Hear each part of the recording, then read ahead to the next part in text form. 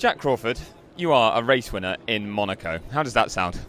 Wow, crazy. I can't believe it. I mean, waking up this morning, knew I was starting 7th. I thought maybe I could get, a P3, a P4 with a good strategy. But, the luck like this is crazy. I mean, I've been quite unlucky at the start of the year, and to get this back, it feels like I've been repaid a bit. So, I mean, wow, it was a crazy race and a crazy even 2 laps trying to decide what to do under safety car. I mean, I slowed up on the pit entry just in case of the opportunity to make it in the pit lane, and it was just perfect timing. So. Well, yeah, let's talk through that first. You were under virtual safety car, so you're not allowed to pit.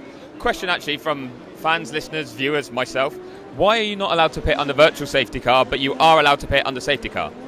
I don't know, and that's a F2 specific rule. They don't have that in F1. Yeah, it was. I had actually, when it was still green, I was watching the screens and saw that there was a yellow on the screen, and I'd already slowed down 3-4 seconds right before that, just in case there was going to be a safety car, and it didn't come out, so I just kept going. I sped back up, and then virtual safety car. I was like, I could have gone in the pits, and then was driving around 0 on my Delta, and then I saw the crash and thought, this could be a safety car, And I was saying to the team, be ready, just in case it's safety car last minute. And exactly what happened. Same thing. I slowed down a lot right before the pit entry. And, I saw safety car on the board. I took a hard ride and barely made it in. So it was perfect timing. Well, that jumped you ahead of all 3 cars that were ahead of you. You were at 4th at that point. The guy I just want to quickly touch on, though, Leonardo Fornaroli, who had been leading, finishes 2nd in this race. He hasn't won in over 100 junior races now, the reigning F3 champion. Do you feel a bit sorry for him on the other side of the coin today? I mean, yes. I mean,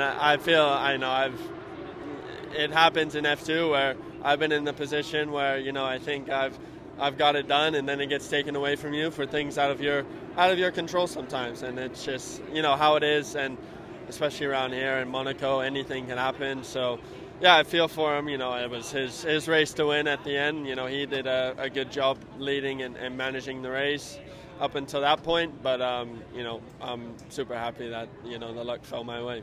Yeah, you took advantage of the opportunity that was there for you. Can't argue against that. Also been a strong weekend for you, though, across both races. Solid points. The top 2 in the championship, or top 3, I think, getting involved in incidents at the start of this feature race, puts you 5th.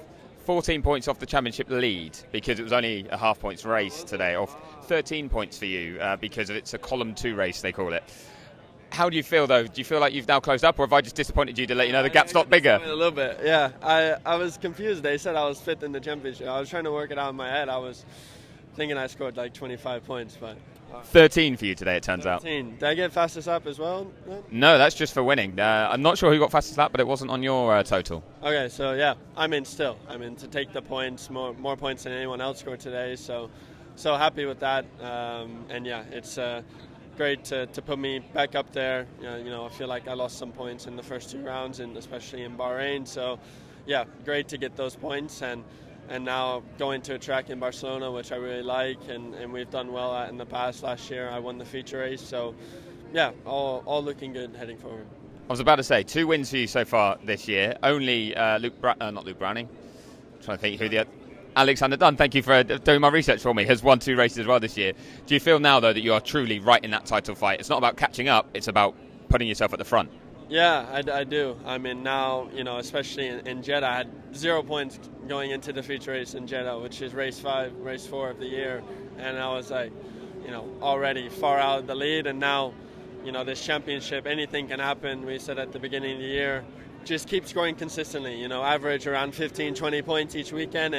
And eventually stuff will happen to other people, and you'll catch up. And that's exactly what happened. I scored 20 points.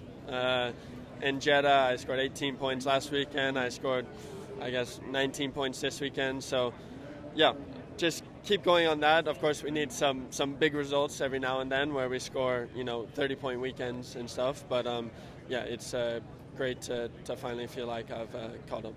And speaking of finally, do you finally get to celebrate tonight? No, I have my flight out tonight. So we got sim tomorrow, prepare for Barcelona. Good thing after Barcelona we have a little break, so I can take some time off, and that'll be my time to relax. Well, look forward to seeing the work. But one thing that can't be taken away from you is the fact that you can now call yourself a Monaco winner. So, Jak, congratulations. Yeah, thanks.